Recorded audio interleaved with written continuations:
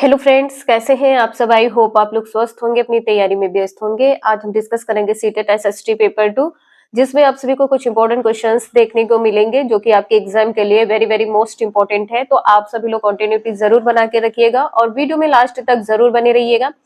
Channel पर पहली बार आए हैं तो चैनल सब्सक्राइब करके बेल आइकन प्रेस कर लीजिएगा, इससे नोटिफिकेशन आप सभी को मिलता रहेगा।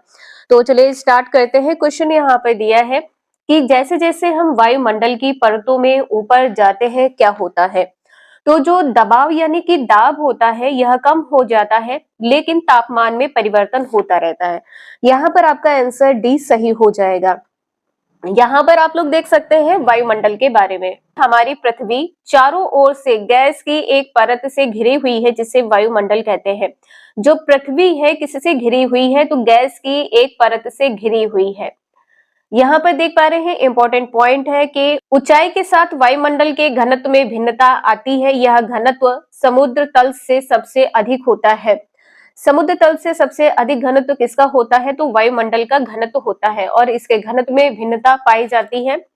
पर्वतारोही को हवा के घनत्व में कमी होने के कारण सांस लेने में कठिनाई होती है। जैसे जैसे हम ऊपर की ओर जाते हैं तापमान भी घटता जाता है। एक ये इंपॉर्टेंट पॉइंट है और इसी टाइप से क्वेश्चन आपके एग्जाम में पूछे गए हैं। नेक्स्ट है वर्षा और कोहरा जैसी घटनाएं वायुमंडल की किस परत के अंदर होती है। तो यहाँ पर आंसर क्या होगा, क्षोभ मंडल। पहला आंसर यहाँ पर सही होगा। आप क्षोभ मंडल के बारे में यहाँ पर देख सकते हैं। क्षोभ मंडल के बारे में, यह वायुमंडल की सबसे निचली परत है जिसकी औसत ऊंचाई 13 किलोमीटर है। एक क्वेश्चन आपका 7 जुलाई 2024 को पूछा गया है, सबसे पतली परत कौन सी है। ये क्वेश्चन आपका पूछा गया है। इस बार पूछा जा सकता है कि सबसे निचली परत है कौन सी, क्षोभ मंडल है। इसकी ऊंचाई 13 किलोमीटर है।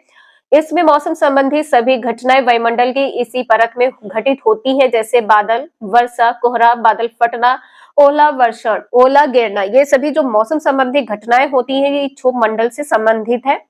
नेक्स्ट है निम्नलिखित में से कौन सा युग्म गलत है। तो नाइट्रोजन सभी को पता है 78% होता है, 78%। कार्बन डाइऑक्साइड का जो प्रतिशत है वो क्या है, 0.036% है। यहाँ पर 0 लगा हुआ है तो 0.036% है। यहाँ पर जो गलत युग्म है बी आंसर सही हो जाएगा। ऑक्सीजन का प्रतिशत क्या है, तो 20.95% है। आर्गन का प्रतिशत 0.93% है। तो इसे आप सभी लोग जरूर ध्यान रखिएगा, इंपॉर्टेंट क्वेश्चन है।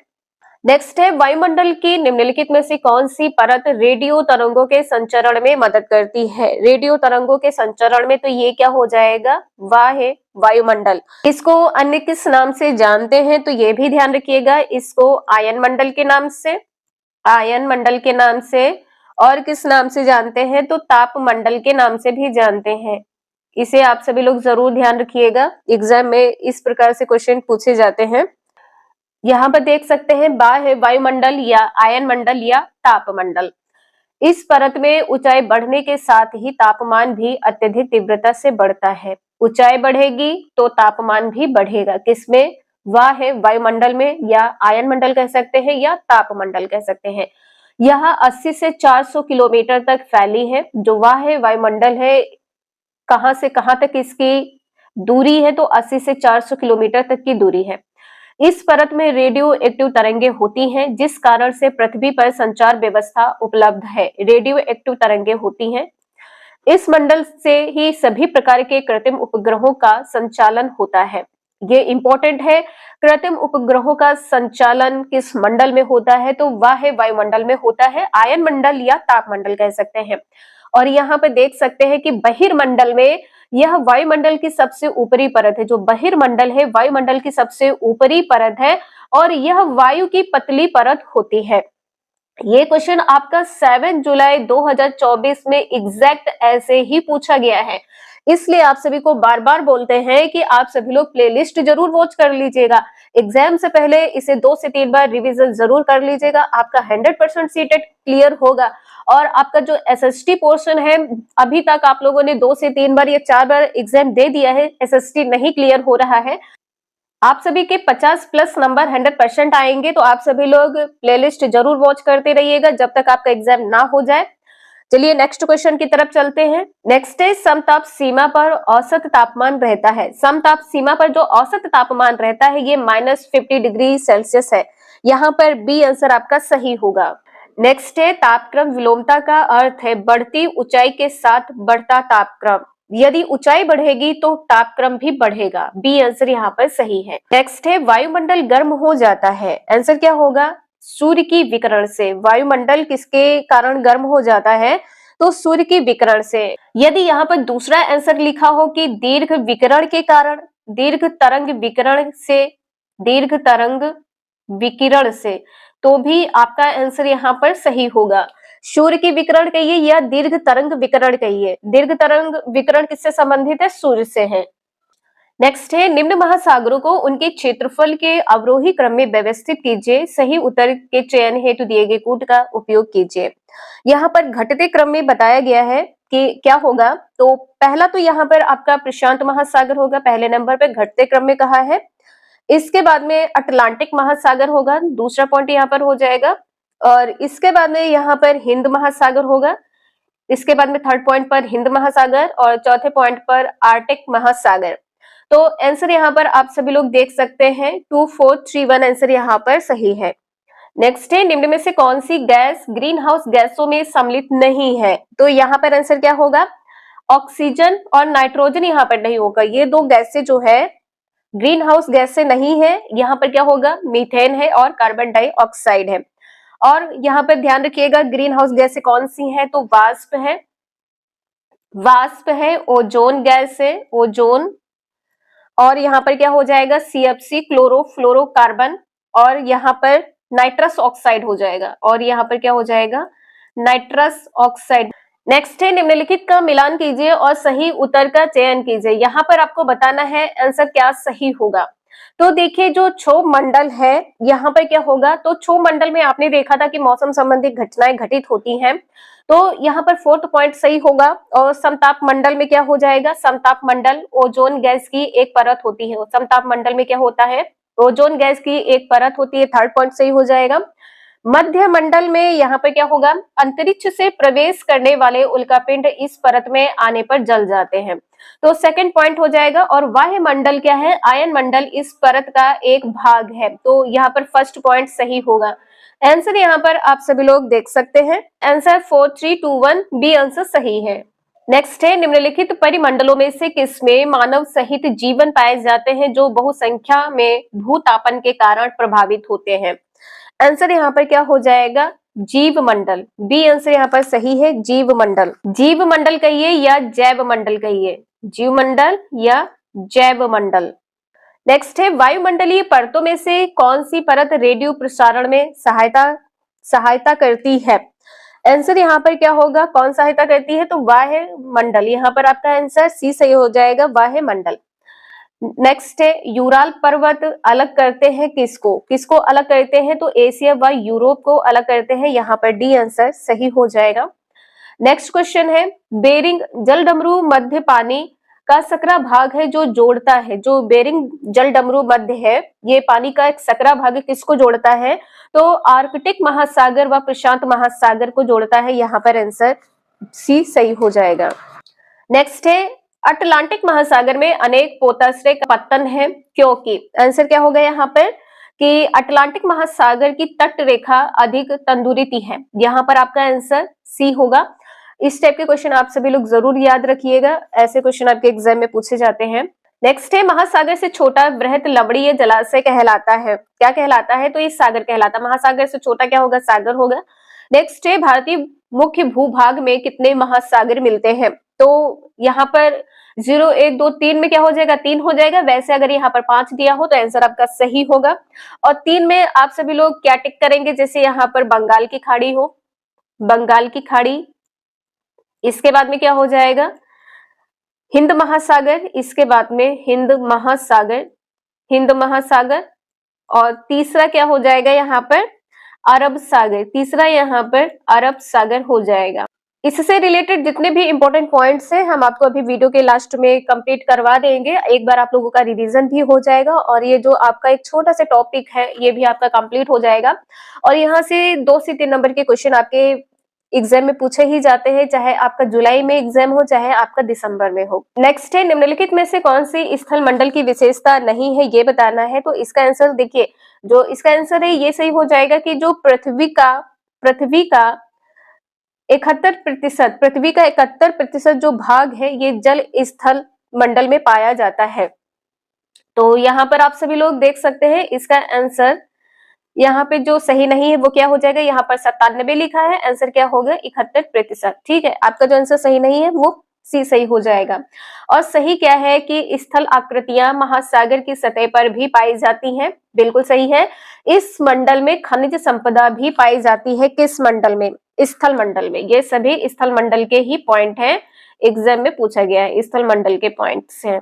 पहाड़, पठार और घाटियां मिलकर स्थलमंडल का निर्माण करती हैं। यहाँ पर 97 नहीं 71% होगा। नेक्स्ट है, महासागर का जल तालाब और झील के शांत जल के विपरीत लगातार गतिमान रहता है। निम्नलिखित में से कौन सा जल का प्रवाह या गति नहीं है ये बताना है। तो जल के बारे में कहा है तो जल चक्र हो जाएगा, जल चक्र आंसर यहाँ पर आपका सही होगा। इसे और क्या कह सकते हैं, परावर्तन। इसे और क्या कह सकते हैं, परावर्तन, आंसर आपका यहाँ पर सही होगा। यहाँ पर देख सकते हैं जल चक्र, इसको और क्या कह सकते हैं, परावर्तन, इसको परावर्तन कह सकते हैं। तो नेक्स्ट क्वेश्चन दिया है कि पृथ्वी का सबसे बड़ा महाद्वीप कौन सा है। तो यहाँ पर आंसर क्या होगा, एशिया महाद्वीप है। वायुमंडल की सबसे निचली परत कौन सी है, क्षोभ मंडल है। तो यहाँ पर आपने कुछ इंपॉर्टेंट क्वेश्चंस देखे हैं जो आपके एग्जाम में पूछे ही जाते हैं।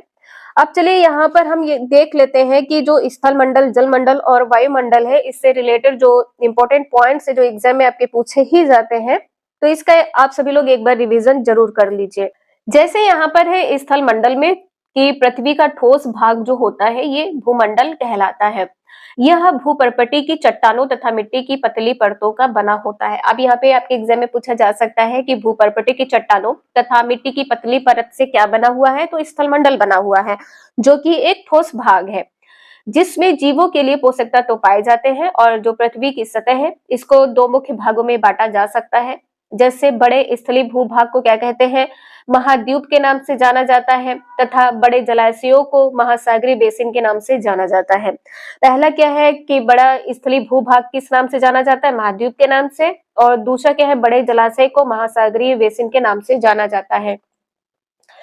इसके बाद में है कि समुद्री जल का तल सभी जगह समान होता है। इंपॉर्टेंट पॉइंट है, समुद्री जल का जो तल होता है सभी जगह पर समान होता है। स्थल की ऊंचाई को समुद्र तल से मापा जाता है। जो स्थल की ऊंचाई किससे मापा जाता है, समुद्र तल से, जिसे शून्य माना जाता है। पूछा जा सकता क्वेश्चन है, इंपॉर्टेंट है। नेक्स्ट है यहाँ पर कि विश्व का सबसे ऊंचा शिखर कौन सा है, सभी को पता है माउंट एवरेस्ट समुद्र तल से 8,848 मीटर ऊंचा है। और विश्व का सबसे गहरा भाग क्या है, प्रशांत महासागर का मेरियाना गर्त है। विश्व का पूछा जाए कि सबसे गहरा भाग कौन सा है, तो प्रशांत महासागर का मेरियाना गर्त है। और इसकी गहराई कितनी है, 11,022 मीटर है। और महाद्वीप में यदि पूछा जाए कि महाद्वीप कौन कौन से हैं, तो पृथ्वी पर 7 प्रमुख महाद्वीप हैं। पहला है एशिया, इसके बाद में अफ्रीका, उत्तरी अमेरिका, दक्षिण अमेरिका, यूरोप, अटलांटिका व ऑस्ट्रेलिया। आपसे ये पूछा जाए कि विश्व का सबसे बड़ा महाद्वीप कौन सा है, तो एशिया है। फर्स्ट पॉइंट पर एशिया हो जाएगा, सेकंड पॉइंट पर अफ्रीका हो जाएगा। तो ये सभी सीक्वेंस से लगे हैं, तो एक बार इसका रिवीजन कर लीजिएगा, एग्जाम में पूछा गया क्वेश्चन है। एशिया विश्व का सबसे बड़ा महाद्वीप है। यह पृथ्वी के कुल क्षेत्रफल के 1/3 भाग में फैला हुआ है। कितने भाग में फैला हुआ है, तो पृथ्वी का जो कुल क्षेत्रफल है उसका 1/3 भाग में एशिया महाद्वीप फैला हुआ है। कर्क रेखा इस महाद्वीप से के मध्य से गुजरती है। जो कर्क रेखा है एशिया महाद्वीप के मध्य से गुजरती है। यूराल पर्वत एशिया को यूरोप से अलग करता है। जो यूराल पर्वत है एशिया को किससे अलग करता है, तो यूरोप से करता है। यूरोप एवं एशिया के संयुक्त भूभाग को क्या कहते हैं, यूरेशिया कहा जाता है। यूरोप और एशिया के जोड़ के जो भूभाग है इसको यूरेशिया कहा जाता है। विश्व की आधी से अधिक जनसंख्या लगभग 60% इसी महाद्वीप पर स्थित है। किस महाद्वीप पर, एशिया महाद्वीप पर। दूसरे नंबर पर आपका अफ्रीका है। एशिया के बाद में विश्व का दूसरा सबसे बड़ा महाद्वीप कौन सा है, अफ्रीका है। अफ्रीका को अंध महाद्वीप भी कहा जाता है। अफ्रीका महाद्वीप से पृथ्वी को तीनों अक्षांश रेखाएं कर्क रेखा, विषुवत रेखा व मकर रेखा गुजरती है। अफ्रीका महाद्वीप से पृथ्वी की जो तीन अक्षांश रेखाएं हैं, कौन कौन सी? कर्क रेखा है, विषुवत रेखा, मकर रेखा गुजरती है। विश्व का सबसे बड़ा गर्म रेगिस्तान कौन सा है? तो सहारा मरुस्थल है, जो कि अफ्रीका में स्थित है। इसके बाद में विश्व की सबसे लंबी नदी कहां पर है? तो नील नदी है, अफ्रीका से गुजरती है। नील नदी अफ्रीका से गुजरती है। इसके बाद में है उत्तरी अमेरिका। विश्व का तीसरा सबसे बड़ा महाद्वीप है, कौन सा? उत्तरी अमेरिका। पनामा जल संधि इस महाद्वीप को दक्षिण अमेरिका महाद्वीप से जोड़ता है। जो पनामा जल संधि है, इस महाद्वीप को दक्षिण अमेरिका महाद्वीप से जोड़ता है। और स्थल संधि के बारे में देख सकते हैं कि स्थल का एक सकरा भाग होता है, जो दो बड़े स्थलीय भागों को एक दूसरे से जोड़ता है। ये क्वेश्चन अभी आपने देखा था, एग्जाम में आपके पूछा गया है 2022 में। इसके बाद में यहाँ पे देख सकते हैं कि उत्तरी अमेरिका में विश्व की 5 महान झीलें हैं। उत्तरी अमेरिका में कौन कौन सी है? तो सुपीरियर झील है, मिशिगन झील है, ईरी झील है, ह्यूरॉन झील है और टेरियो झील है। ये जो 5 झीलें हैं कहाँ पर है? उत्तरी अमेरिका में। नेक्स्ट है दक्षिण अमेरिका। दक्षिण अमेरिका महाद्वीप से विषुवत रेखा व मकर रेखा गुजरती है। दक्षिणी अमेरिका महाद्वीप से विषुवत रेखा व मकर रेखा गुजरती है। दक्षिण अमेरिका में विश्व की सबसे लंबी पर्वत श्रृंखला कौन सी है? एंडीज है। सबसे लंबी पर्वत श्रृंखला एंडीज कहां पर है? तो दक्षिण अमेरिका में है और इसके उत्तर से दक्षिण की ओर फैली है। दक्षिण अमेरिका महाद्वीप में इक्वेडोर व चिली दो ही ऐसे देश है जो ब्राजील से सीमा नहीं बनाते हैं। ब्राजील से सीमा कौन नहीं बनाता है? इक्वेडोर व चिली, दो देश है जो ब्राजील से सीमा नहीं बनाते हैं। और ये कहां पर स्थित है, ये भी ध्यान रखिएगा। तो उत्तरी अमेरिका महाद्वीप में इक्वेडोर व चिली स्थित है। दक्षिण अमेरिका में विश्व की सबसे बड़ी नदी कौन सी है? अमेजन नदी है। दक्षिण अमेरिका में विश्व की सबसे बड़ी नदी अमेजन नदी बहती है। नेक्स्ट है 5वां सबसे बड़ा महाद्वीप है यूरोप। सभ्यता, संस्कृति एवं उद्योग धंधे की दृष्टि से यूरोप महाद्वीप विश्व का सबसे प्रगतिशील महाद्वीप है। सबसे प्रगतिशील महाद्वीप पूछा जा सकता है तो क्या हो जाएगा? यूरोप। आर्कटिक वृत्त इस महाद्वीप से गुजरता है। किस महाद्वीप से? यूरोप से। आर्कटिक वृत्त यूरोप महाद्वीप से गुजरता है। नेक्स्ट है अंटार्कटिका। अंटार्कटिका यह महाद्वीप दक्षिण ध्रुव पर स्थित है। अंटार्कटिका महाद्वीप कहां पर स्थित है? तो दक्षिण ध्रुव पर स्थित है।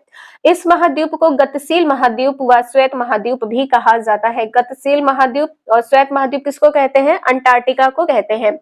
इस महाद्वीप में विश्व के अनेक देशों ने वैज्ञानिक शोध केंद्र स्थापित किए हैं। भारत ने भी दक्षिण गंगोत्री, मैत्री व भारती नामक वैज्ञानिक शोध केंद्र स्थापित किए हैं। भारत ने कहां पर कौन कौन से शोध केंद्र स्थापित किए हैं अंटार्कटिका में? तो दक्षिण गंगोत्री है, मैत्री है, भारती है। कहां पर है? अंटार्कटिका में। ऑस्ट्रेलिया तो विश्व का सबसे छोटा महाद्वीप है। विश्व का सबसे छोटा महाद्वीप है। इसे और क्या कहा जाता है? तो द्वीपीय महाद्वीप भी कहा जाता है। ऑस्ट्रेलिया जो है न्यूजीलैंड व आसपास के द्वीपों को मिलाकर ऑस्ट्रेलिया कहा जाता है।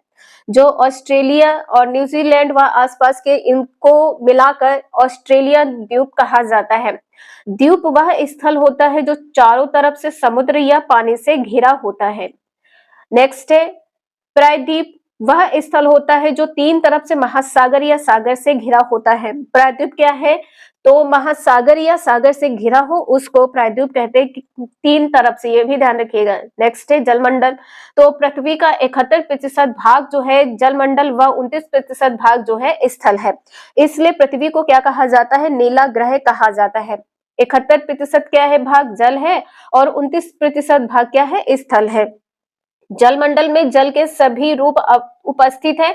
इसमें महासागर, नदियां, झीलें, हिमनद, भूमिगत जल तथा वायुमंडल की जलवाष्प सभी सम्मिलित है। नेक्स्ट है इनमें सबसे अधिक मात्रा में महासागरों में 97.2% जल है।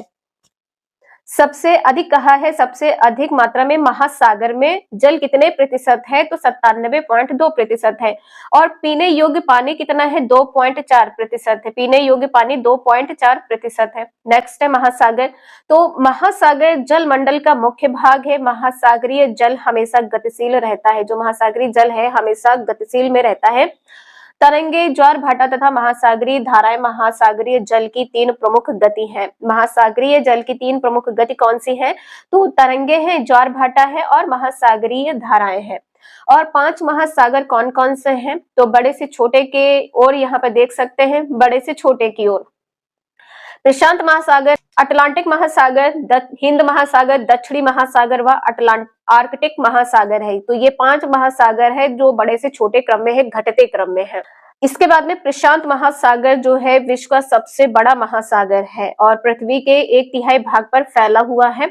और पृथ्वी का जो सबसे गहरा भाग है ये क्या है, मेरियाना गर्त है और इसकी गहराई कितनी है, 11,022 मीटर है और इसी महासागर में स्थित है। प्रशांत महासागर में मेरियाना गर्त स्थित है। और प्रशांत महासागर किस प्रकार का है, तो ये वृत्ताकार है। नेक्स्ट है अटलांटिक महासागर। यह विश्व का दूसरा सबसे बड़ा सागर है और यह महासागर अंग्रेजी भाषा में एस आकार का है। व्यापार की दृष्टि से सबसे व्यस्त महासागर कौन सा है, अटलांटिक महासागर है और इसकी तंदुरुस्ती तट रेखा प्राकृतिक पोताश्रय एवं पत्तनों के लिए आदर्श स्थिति उपलब्ध कराती है। इसके बाद में है हिंद महासागर। यह एकमात्र ऐसा महासागर है जिसका नाम किसी देश अर्थात भारत या हिंदुस्तान के नाम पर रखा गया है। कौन सा, हिंद महासागर है। और यह महासागर जो है त्रित्रिभुजाकार है। इसके उत्तर में एशिया है, पश्चिम में अफ्रीका है और पूर्व में ऑस्ट्रेलिया है। नेक्स्ट है दक्षिण महासागर। यह महासागर अंटार्कटिका के चारों ओर से घिरा है। दक्षिण महासागर है किससे घिरा हुआ है, अंटार्कटिका से घिरा हुआ है। आर्कटिक महासागर, यह उत्तरी ध्रुव पर स्थित है। बेरिंग जल संधि इस महासागर को प्रशांत महासागर से जोड़ती है। बेरिंग जल संधि आर्कटिक महासागर को किससे जोड़ती है, तो प्रशांत महासागर से। इसके बाद में आप सभी ने वायुमंडल देख ही लिया था, तो ये आप सभी के कुछ इंपॉर्टेंट क्वेश्चंस थे और ये एक छोटा सा इंपॉर्टेंट टॉपिक था जो आपके एग्जाम में यहाँ से क्वेश्चन पूछे ही जाते हैं। तो आप सभी लोग इसका रिवीजन जरूर कर लीजिएगा। आज के लिए इतना ही, मिलते हैं नेक्स्ट क्लास में। Thank you for watching this video.